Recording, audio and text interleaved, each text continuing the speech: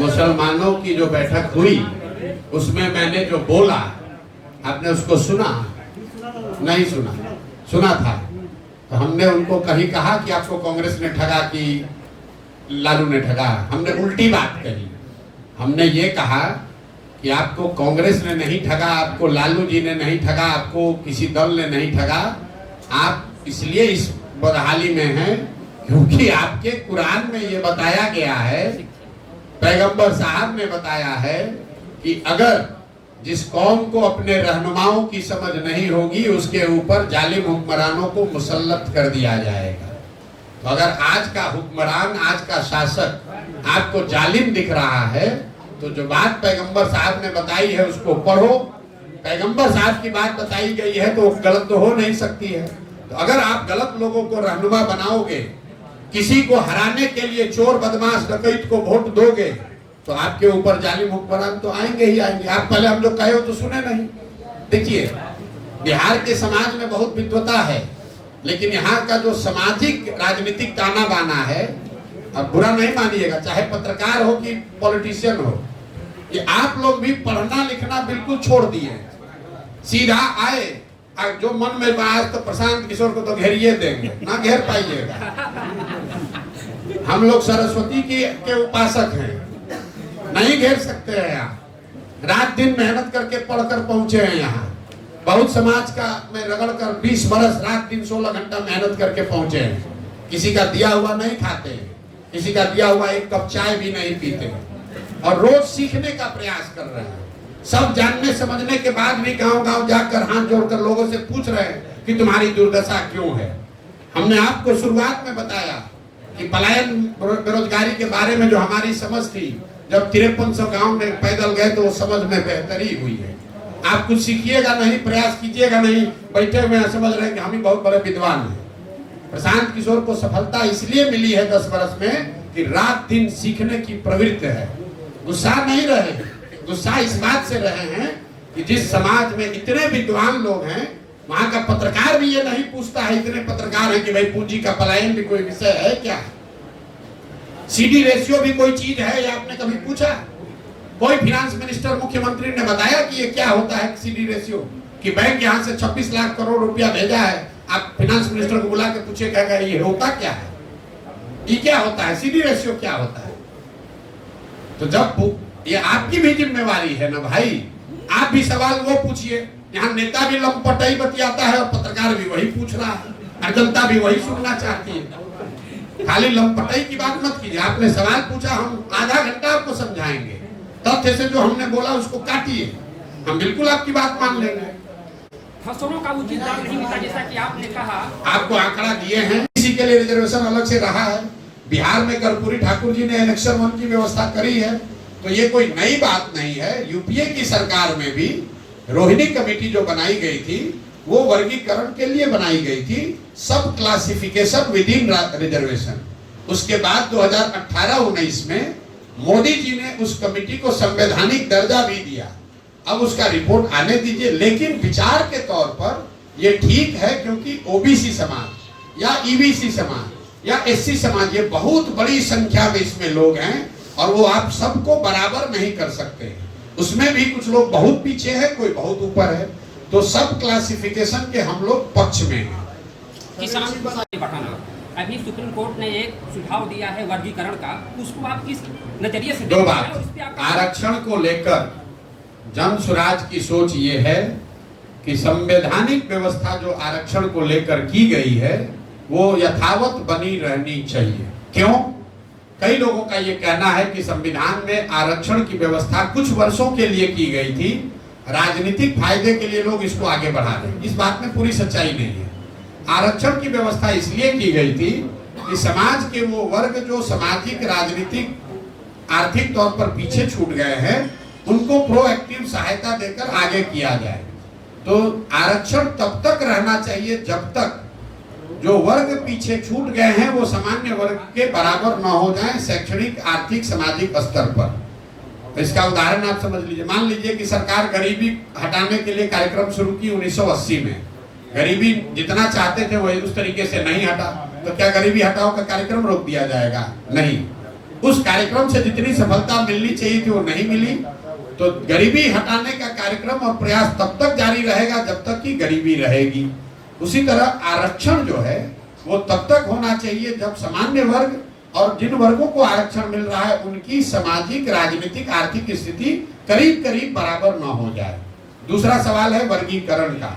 तो मैंने डंके की चोट पर कहा है, बिना किसी दबाव के, जन सुराज विचार के तौर पर वर्गीकरण के पक्ष में है। जिन वर्गों को राजनीति जो आरक्षण मिल रहा है उनके अंदर अगर वर्गीकरण का कोई फॉर्मूला उन समाज के लोगों से बातचीत करके निकलता है तो उस समाज के व्यापक हित में है। ये बिहार में अभी चर्चा शुरू हुई है, देश के अन्य हिस्सों में ये लड़ाई बहुत पहले से चल रही है। आप आंध्रा में चलिए, वहां दलित समुदाय में दो महत्वपूर्ण जाति हैं, माला और मडिगा। और माला लोग ऐसा माना जाता है पिछले 10 साल से कभी जदयू का चुनावी स्क्रिप्ट लिखा, कभी बीजेपी का लिखा, हम लोगों ने सुना। अब पिछले 10 साल से क्या कर रहे हैं? जब भ्रष्टाचार में हमारा दोनों सरकार ठीक, ये इन्होंने अच्छा सवाल पूछा कि भाई आप तो 10 वर्ष से अलग अलग दल को जिताए, तो अब काहे जगे? आप पत्रकार कब बने? जब पढ़ लिख कर पत्रकारिता का डिग्री मिला तभी न बने। तो हम तो भाई कोई मुख्यमंत्री प्रधानमंत्री के लड़के हैं नहीं, हमारी काम ही हमारा पहचान है। आप यहाँ इतने बड़ी संख्या में आए हैं आज हमसे बात करने, इसलिए नहीं कि हम 2 वर्ष से पैदल चल रहे हैं, इसलिए कि आप जानते हैं कि 10 वर्ष में हमने जो काम किया है, हम लोगों को जिताते हराते रहे। अगर वो काम न किए होते तो आप यहाँ हमारा इंटरव्यू लेने आते? नहीं आते। आपको एक उदाहरण देके बता रहा हूँ। शाहरुख खान का नाम आप सुने होंगे।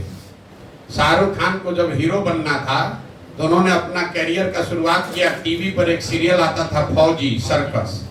दो सीरियल आता था, एक फौजी एक सर्कस। टीवी में सीरियल में काम किए, थोड़ी सफलता मिल गई तो बॉम्बे गए, वहां पर पिक्चर साइन किए। तो पिक्चर साइन किसका किए? जिस आदमी ने भी काम का उनको ऑफर दिया होगा, जो पिक्चर मिली उसको साइन किया, उसमें काम किया। 2-4 पिक्चर हिट हो गई तो उन्होंने कहा नहीं अब तो हम रोमांटिक अपने तरीके का पिक्चर बनाएंगे। वो सब पिक्चर भी हिट हो गया। तो फिर उन्होंने कहा नहीं अब तो हम खाली यश जौहर और यश चोपड़ा और करण जौहर का ही पिक्चर बनाएंगे। वो पिक्चर और हिट हो गया, आप मेगा स्टार हो गए। अब शाहरुख खान ये कह रहे नहीं हम 3 वर्ष में खाली अपने पसंद के स्क्रिप्ट पर ही काम करेंगे। अब इसकी तुलना आप कर लीजिए अभिषेक बच्चन से। अरे सुन लीजिए, इतना आतुर मत होइए। अभिषेक बच्चन अमिताभ बच्चन के लड़के हैं। तो पहले दिन उन्होंने कहा कि हमको अब एक्टर बनना है, तो जेपी दत्ता जब पिक्चर बनाएंगे तब हम एक्टर बनेंगे। मेरे भाई, क्योंकि शाहरुख खान के बाबूजी अमिताभ बच्चन नहीं है। अगर आपके बाबूजी उतने बड़े आदमी नहीं हैं तो आपको अपना रास्ता, अपनी पहचान खुद से ही बनानी है। तेजस्वी यादव को किसी पहचान की जरूरत नहीं है, क्योंकि उनकी पहचान है कि लालू जी के लड़के हैं। और हम अगर आएंगे कहेंगे हम प्रशांत किशोर है तो हमको यहाँ रास्ता में कौन पहचानेगा? लेकिन जब लोग बताएगा कि ये वही प्रशांत किशोर है जो सरकार बनाते बिगाड़ते हैं, तब लोग ध्यान से सुनेगा। तो जो आदमी भी अपने दम पर आगे बढ़ा है उसका रास्ता आपको टेढ़ा मेढ़ा दिख सकता है, लेकिन तय आपको करना है कि जो बाबूजी के नाम पर आगे बढ़ा है उसमें आपका भरोसा है कि जिसने अपनी बुद्धि अपनी ताकत से अपनी जगह बनाई है उसमें आपका भरोसा है। कहा अरविंद केजरीवाल ने कि हम सुधार देंगे, हम और हमारे 10 लोग सुधार देंगे।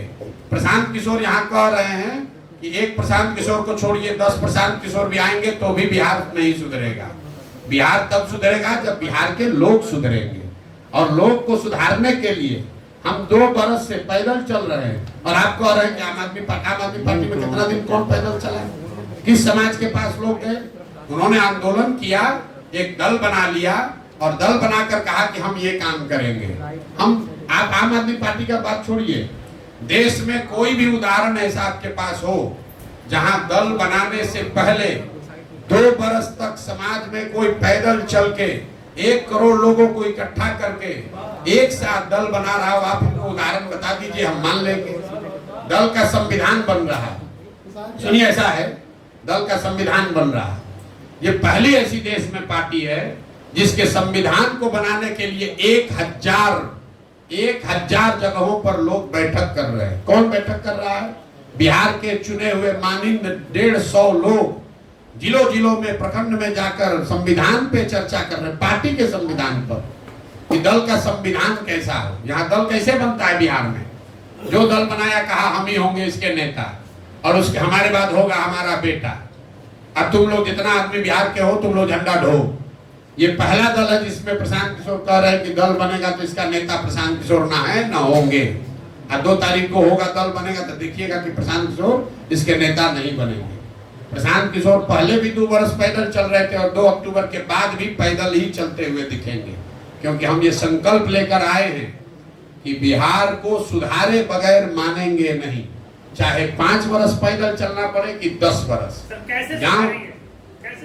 कैसे सुधर रहा है? अभी तक सर आपने समस्याएं ही गिनाया, लेकिन आपने उसका सॉल्यूशन नहीं गिनाया। किसने? आप कहाँ के रहने वाले हैं कि सॉल्यूशन नहीं सुना? आप यहाँ रहते हैं, झारखंड में रहते हैं। 2 बरस से चिल्ला चिल्ला के गांव-गांव में जाकर बता रहे हैं कि पलायन कैसे रुकेगा, ये बता रहे हैं कि शिक्षा कैसे सुधरेगा, ये बता रहे हैं कि खेती को खाने वाले खेती से कमाने वाला खेती कैसे बनाया जाएगा। पूरा उसका ब्लूप्रिंट दे रहे हैं, लेकिन हमको मालूम है आप जैसे बहुत लोग हैं जिसको सुनना नहीं है। इसीलिए मार्च में इसका पूरा विजन डॉक्यूमेंट कागज जारी करेंगे। बिहार के लिए नहीं, खाली बिहार के 8,500 पंचायतों का अलग अलग 10 बरस विकास का पूरा कार्यक्रम बनाकर जारी करेंगे, ताकि आप उसको पढ़िए और पढ़कर देखिए कि आपके पंचायत को विकसित पंचायत बनाने के लिए अगले 10 बरस में जन स्वराज की क्या योजना है। जब पढ़ लीजिए, समझ में आए तब जुड़िए, और न समझ में आए तो आपको तो आदत है जाति का झंडा उठाने का, आपको आदत है नेता, आपको मतलब व्यक्ति नहीं, आपको आदत है हिंदू मुसलमान करने का, आपको मंदिर मस्जिद पर वोट देना है, आपको नाली गली पर वोट देना है, तो आपको पढ़ने का फुर्सत कहाँ है? यहाँ तो व्हाट्सएप यूनिवर्सिटी है, व्हाट्सएप पर देखे और उसी पर चाहते हैं दुनिया सुधर जाए। हम व्हाट्सएप यूनिवर्सिटी वाले नहीं हैं। बिहार में ये ज्ञान की भूमि रही है, लेकिन ये दुर्भाग्य देखिए, यहाँ जो आदमी शर्ट के ऊपर गंजी पहन ले उसी को आप लोग नेता बताते हैं। जिस व्यक्ति को भाषा का विषय का ज्ञान ना हो उसको आप लोग बताते हैं जमीनी नेता। जो आदमी लंपट है, बदमाश है, कभी पास नहीं हुआ, कभी कुछ किया नहीं जीवन में, उसको आप लोगों ने नेता हम लोगों ने बना दिया। तो जब आप चोर चुहेड़ बालू माफिया शराब माफिया को नेता बनाइएगा तो आपके बच्चे को पढ़ाएगा कि उससे ड्रग्स बेचवाएगा। सर एक सवाल और है सर, बहुत हम लोग